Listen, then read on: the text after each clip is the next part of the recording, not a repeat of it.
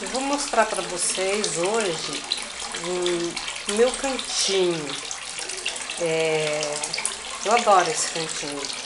Aqui é um jardim de inverno. Tem aqui que dá para minha sala de jantar, né? Um lugar gostoso, bem fresquinho. Então, esse aqui é o jardim onde eu tenho os peixinhos. Esses peixinhos são king, dá para pôr o carpa também. E eu tô com 2 peixinhos só, porque me falaram que diz que aqui no pernilongo não bota ovo, porque a água está em movimento. Mas os entendidos dizem que o mosquito vem se refrescar aqui, porque aqui é um lugar bem fresco, veja bem. Tem bastante plantas, adoro, olha, essas plantas todas, muito gostoso o lugar, aqui ó, lindo mesmo. E aí então, eu gosto de animais, mas nem tanto. Cachorro, gato, dá muito trabalho e tem que ficar dando banho, isso aqui vivem tomando banho direto.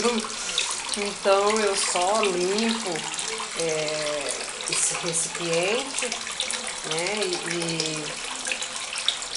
e dou comida para eles.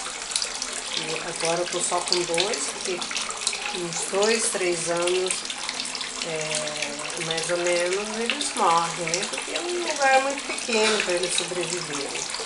Eu gosto muito, eles são carinhosos, eu passo a mão, eles ficam deitadinhos, assim, querendo carícia. Então, esse lugar é um lugar gostoso para se ter em casa. Então, quem quiser, eu quero um lugar desse, se quiser alguma ideia como fazer, eu terei prazer em ajudar.